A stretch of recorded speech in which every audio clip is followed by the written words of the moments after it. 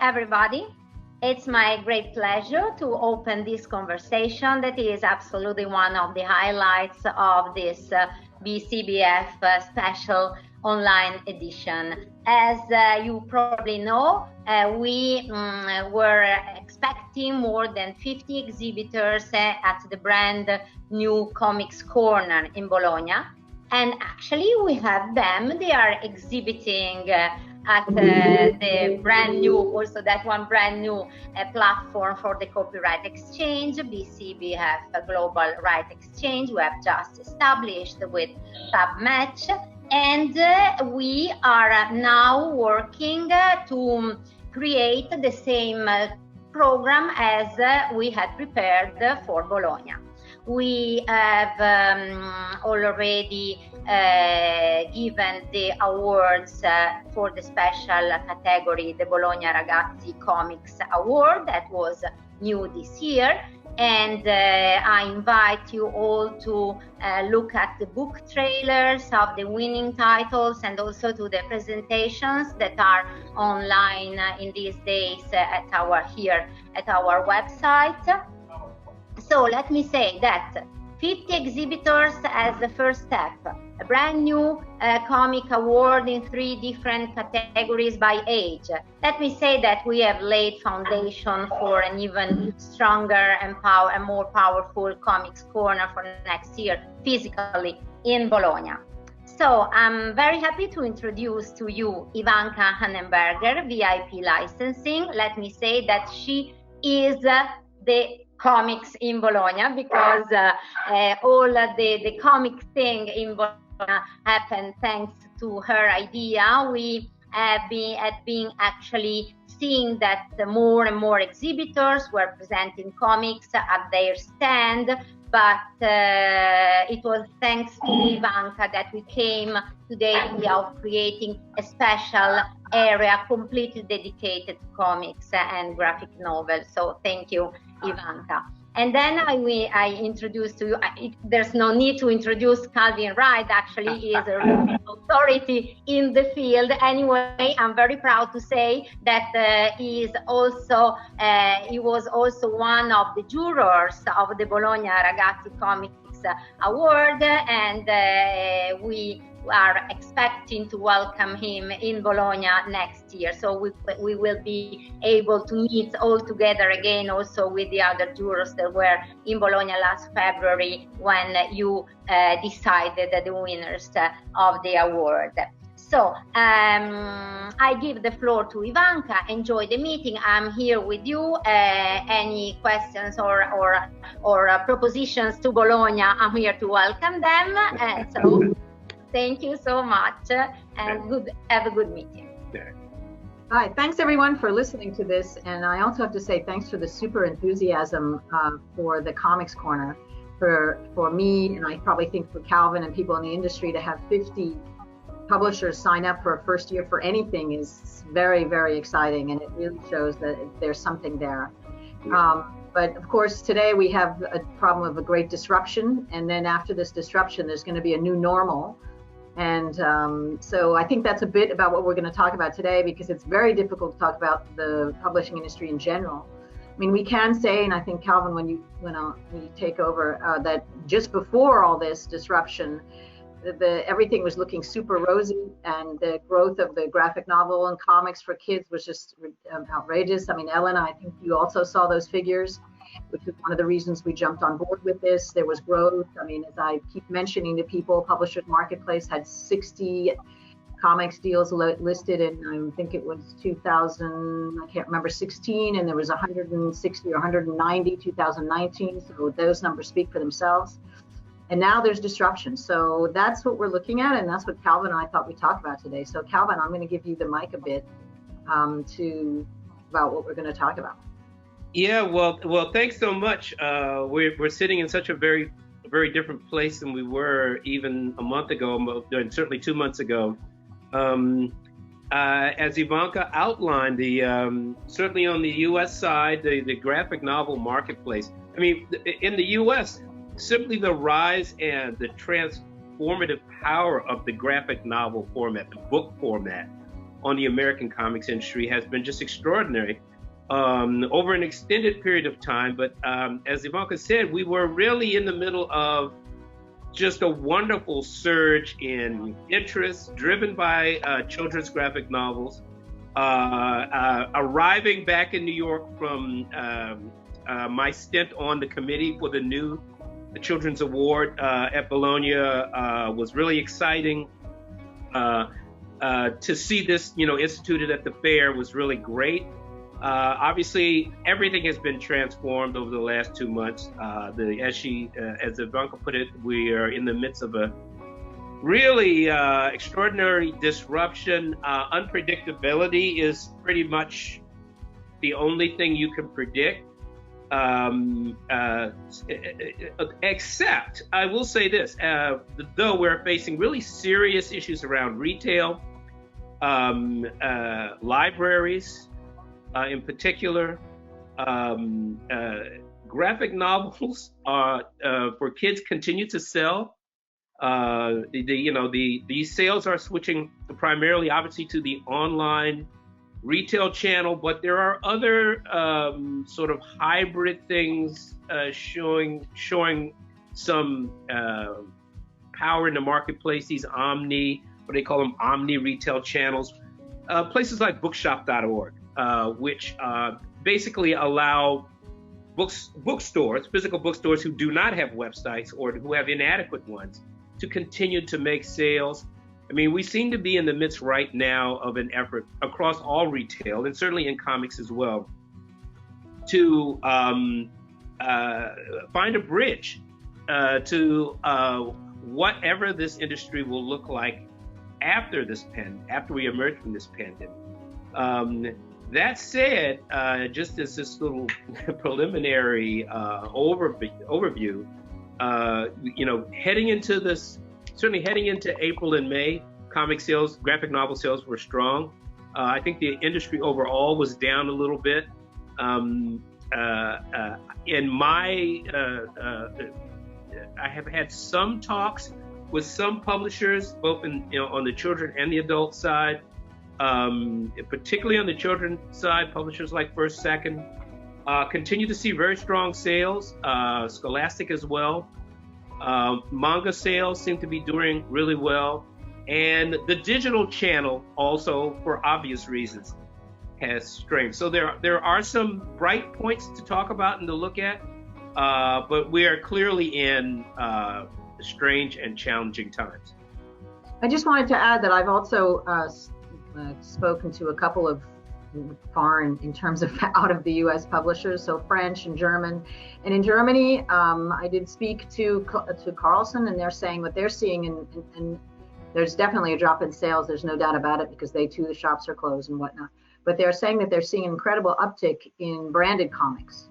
Disney, Hergé, all that stuff is what people are buying. I don't know. My theory is it because that's what people recognize? It's easier when it's displayed to know that, because you don't know what the rest is. I don't know, but that's what Klaus said at Carlsen. In France, they are heavily retail based. They're not very strongly digital. Amazon here has got a rule of only essential deliveries, so that has been a bit of a problem. So here there are issues, but there's still an interest. It's disruption. I mean, the market is disrupted. There's no doubt about it. But I didn't have any negative sense in that people are going to stop buying graphic novel rights. They're all. I had a number in France: 20 to 30% have been pushed off into the next year. Everything else has been pushed off into this year. Will it be more? There is a sense of, what do we do now? Our 2021 slate's going to be already filled. So how do we go forward? But I've not heard we're stopping, we're slowing, we think it's going to be worse. I hear a lot of people say kids are in lockdown, so they must be reading comics, and that's not going to stop. So on the international front, I mean, Calvin knows more about manga, and I unfortunately was not able to reach into countries like China or Eastern Europe, but that's the big countries like Germany and France. That's the rundown. Yeah, I mean, I would definitely agree with you. I mean, the publishers, well, it's funny, the bigger publishers I'm finding don't seem to like to talk too much about their plans. I just think people don't really know what they're going to do. Yeah, particularly because you can read into the future, you're some sort of guru, because no one Yeah. knows what normal is going to be. We're just living in the perception. Yeah. But that said, I mean, they don't want to issue, I mean, some publishers don't want to issue direct quotes about what they're going to do. On the other hand, off the record, particularly with publishers who I'm doing some sort of, report on, or specifically, I have a podcast, More to Come. We do interviews with artists, publishers. So I'm seeing some rearrangements of scheduled interviews. I mean, publishers who have gone on the record, and this isn't necessarily about a children's comic, but Derf Factor, the author of the book is out now. The Kent State book, for instance, had a major book tour plan for his book. That's been pushed back. So we are seeing books pushed back. But I think publishers are delaying books, not so much with a plan, but with the hope that the plan will evolve as we move into the season. Yeah. I also had a talk with Ted Adams, formerly, the CEO of IDW, but he has launched his own smaller publisher, Clover Press. He's going to make it through the other side. I think he's also been able to secure some of the stimulus money that's out there. And he There's expects stimulus money out there, folks, so look for it. there is now small businesses. If you follow the news, small businesses, which this money is supposed to be directed to, are of course being shoved out of the way by bigger companies time and time again. But some people are breaking through. Ted apparently did get his stimulus money. I understand that Fantagraphics has been approved, I think for a Small Business Association loan. Everyone is, there's it is very interesting. The industry is reinventing itself now. And I think some of what we talked about earlier about, Elena and I were chatting about how this period will affect the fair. And there's certainly a number of things that are going to come out of this. And I think obviously working remotely, the ability to use video conferencing is going to be very key. Particularly, I've been asking publishers, how do you reach readers? How do you reach your market? How do you publicize and promote books when one of the primary platforms are events? Events like the Bologna Fair, events like Comic-Con, which has been canceled. Here in New York, the small specialty festivals, MoCA has been postponed, but we have yet to hear of a postponement date. I'm on the committee for the Brooklyn Book Fair graphic novel committee. Now, we do primarily adult, but we also recommend children's authors and children's graphic novel publishers to the larger fair, because we try to integrate all of the artists together. So we are, improvising. Really, we don't know. The Brooklyn Book Fair is scheduled for early October, but I have serious doubts whether the large public events will be allowed, even by the fall.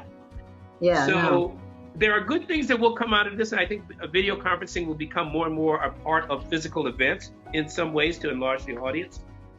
So everyone is improvising, everyone is trying to keep going, but I would have to say, if there's a bright spot to be had, children's graphic novels continue to sell because people are and I don't mean to make a joke about this. People are trapped in their homes, and they need content, they need books, they need really much everything.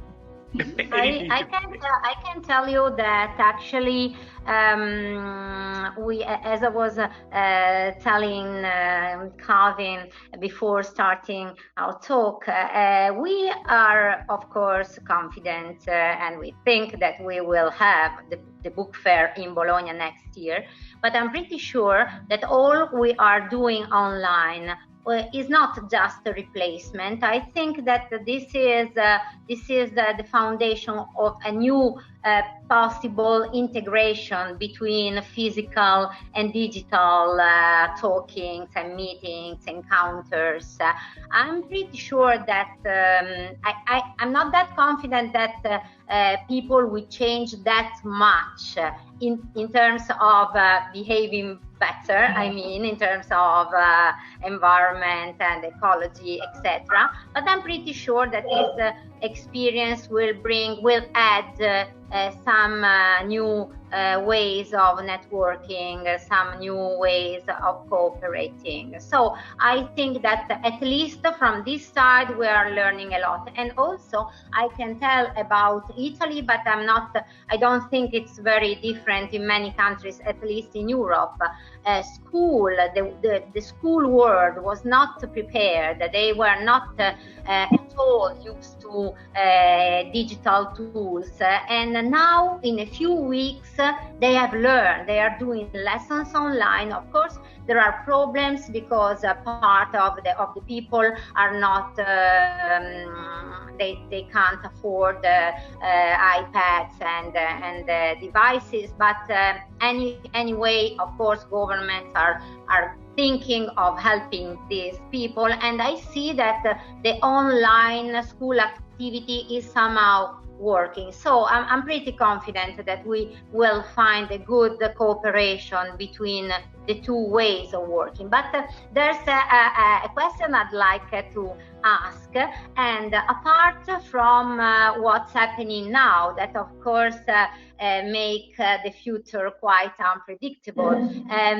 In your experience as a juror of the Bologna Ragazzi Award, what have you seen? What are the trends that you've seen in children's comics and graphic novels? Why do you think that they have grown in numbers and quality so much in the last years? Well, I think we live in a hypervisual culture, and I think that becomes more and more apparent. Comics feed into that. In the past, I've heard some publishers suggest that in a world of a hypervisual modern culture, the bookstore, which still obviously attracts people and families and groups as a community center, comics are in some ways kind of the prime multicultural package. It's still a book. You still read them, but it engages so many more senses in some ways. So, and I also believe that what has transformed children's comics is the book format. The American, and when I say that, I'm talking principally about North America. This is not news to the rest of the world, certainly in Europe, and it's certainly not in Asia. But the American market since the late 1950s has been dominated by the periodical comics business for a whole variety of reasons that I won't go into now. That's a whole other speech. But the book format is changing. It's opening up comics to more genres, to more different kinds of readers. There's also a generation of parents and educators who grew up, I'm speaking of Americans here, who grew up through the periods of the late 70s and the 80s through books like Art Spiegelman's Mouse and other kinds of work, and have come to the understanding as they got older. I mean, I'm over 60. When I grew up, teachers and librarians, they just did not tolerate comics. It just was not considered. I mean, maybe okay to, my mother was different. She really was happy. Anything I would read, she was happy for it. And our house celebrated books as well, traditional books. it's a different world now. And because of that, because there's a generation of parents, education, teachers, librarians who understand that comics is a medium, that it can be done about anything and everything, that it can teach, that it can entertain, that it can inspire. And because of the indie comics movements here in the US, which focused on books, and now the embrace of it even by the superhero publishing, which still is, the driving moneymaker in American comics, Marvel and DC, the book format, therefore bookstores, where the vast majority of the readers are located, have transformed this category. And because children, of course, drive the market for any kind of books, we create our market by encouraging reading. I think this category was really situated for an explosion, and that's what we've seen. Okay, I go on and on when I'm asked that question. So anyway. Yeah, I mean, I think I agree too. Even here in France, which I think most of you know, have this 48-page format on the whole, 48, 56 pages. They're this big, they're thin. Even here, there's been a substantial growth in this graphic novel format, so a bigger format. I mean, the 48-pager here is the equivalent of the American floppy. I mean, it's a bigger market in hardback. And here the graphic novel. And the other thing is a not to be fundamental, but it's the bang for your buck thing is one of the things that people, absolutely, is if you buy 250 pages, your kid is entertained longer than 48, and the price is reasonable. And then the other thing is that it also, parents want their kids to read, and there are an awful lot of kids out there that they look at a textbook and they're just like, oof, but they'll pick up a comic and they'll read 250 pages not thinking about it. Yeah. I think those are two very big aspects that that's not a new discovery, but I think probably the children of parents who read 250-page mangas that they're getting those books in their hands. There is that positive aspect. I don't think that's going away, and I'm not living in those households now today, but I'm thinking the households that are locked down are probably at. But we did see that article in the Guardian about the comics today, the Marvel, DC. There's some issues there's some issues on the retail channel, the direct market channel, the comic shops, a network of about 2,000 stores served principally by Diamond. There are big issues in that, but there are issues in all retail right now. But I think you hit on it. The durability of the format, which also enables librarians to be involved in it. Oh yeah, and librarians love them now because kids are coming in. I mean, let's not forget. Yes, and manga really, and we should also, we owe a debt in this country to manga. The introduction of manga in the early 2000s absolutely transformed the American comics marketplace. Both because it's a book focused for a category, it's incredibly diverse in genres. It appealed to teenagers, in particular teenage girls, which the American marketplace had completely ignored. Girls in general, frankly, the American comics market has ignored girls and women since probably about the early 1970s. Girls and women drive the American publishing industry. Let's be for real. And to simply not produce any kind of content for them was insane. That has changed dramatically, and manga continues its incredible growth. Now, we should also remember the digital side of this is also continuing to grow in different ways. Companies like Webtoon, Tapas Media, Stella, which is having its issues, but this is a growing marketplace of content directed at all of the age categories, and you carry it around in your pocket. They are directed at a mobile reading audience. So, and there was even a new launch recently. This company, Mangamo, led by Dallas Middaugh, who used to run Del Rey Manga, also worked with Kodansha Comics. So the category is well situated across its many different forms to thrive through and after this pandemic. Right. I think this is what Elena was kind of saying, is that the new normal is going to be a bit of the old normal, because I know that if you're going to buy rights, you've got to go to those markets and you've got to meet those people. And I know that all the deals that I had going, none of them have fallen through. No one has said stop. They're a little bit slower, but they're going through. But the new normal is these new digital platforms. People are going to have to be aware of them. People are we're gonna have to talk about them. I mean, Elena, I think your digital section of Bologna Book Fair is going to have a completely different look and feel coming out of this, because all these sites, I guess you call them, or apps that Calvin's talking about, they're in every country now, and everyone's going to have to really look at them and consider them. And I think that people and they're not going to replace physical books. They will exist alongside print. They will supplement and add to it. Yeah, and I think that there's also going to be creativity and content that's going to be designed specifically for that. I mean, you can use that as well.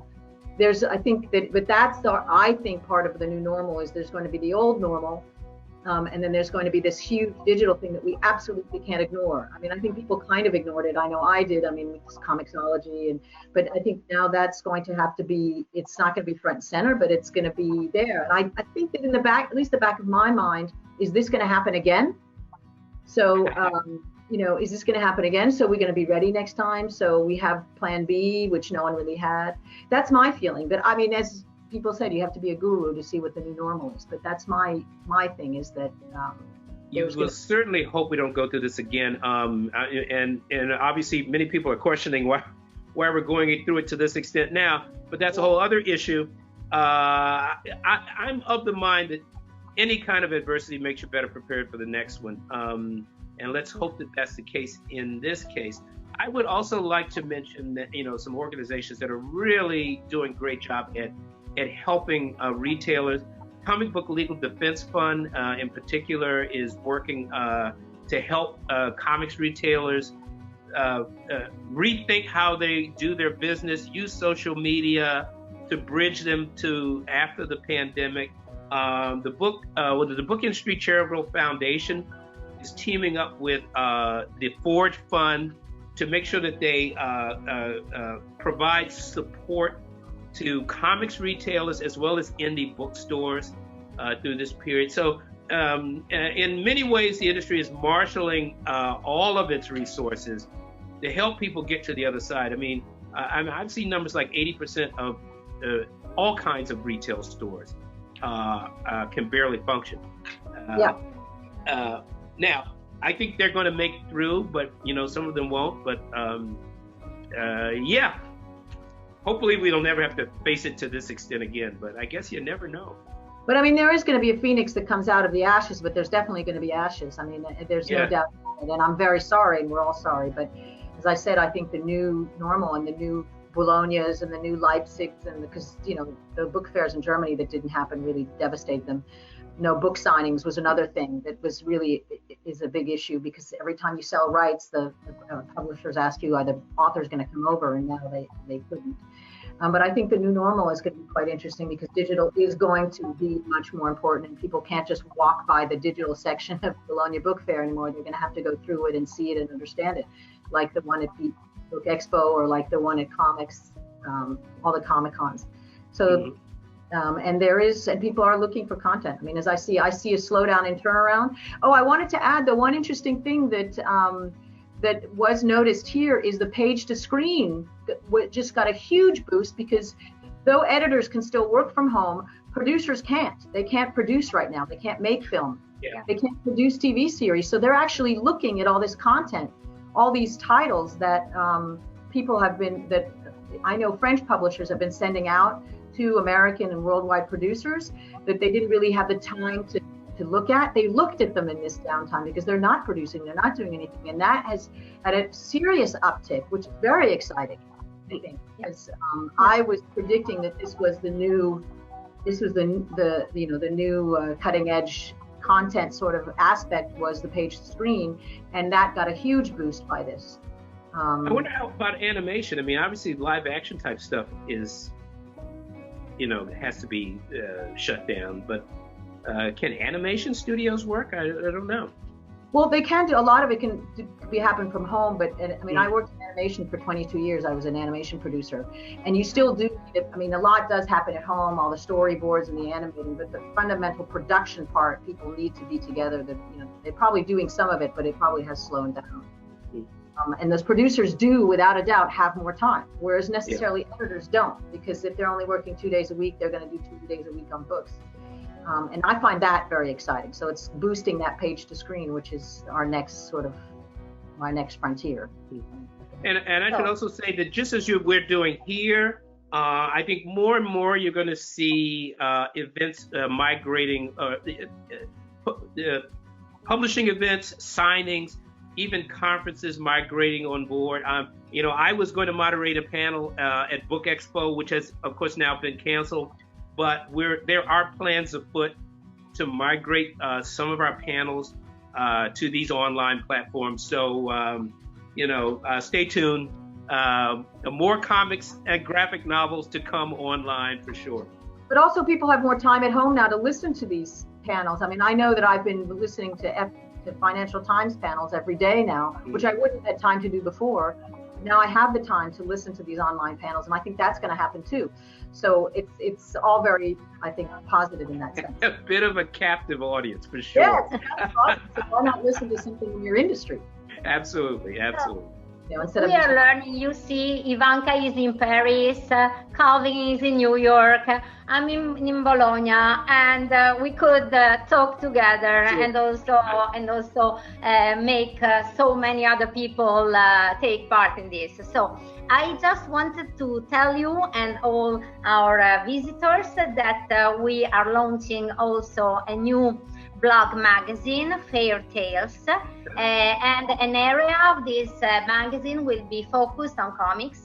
So the conversations will go on in the next months. So really stay tuned. Thank you very much, guys. Thank you. Great. This has been a pleasure. Bye. See you in Bologna. All right. Will do. Bye. See you next year. Bye. Take care. Bye.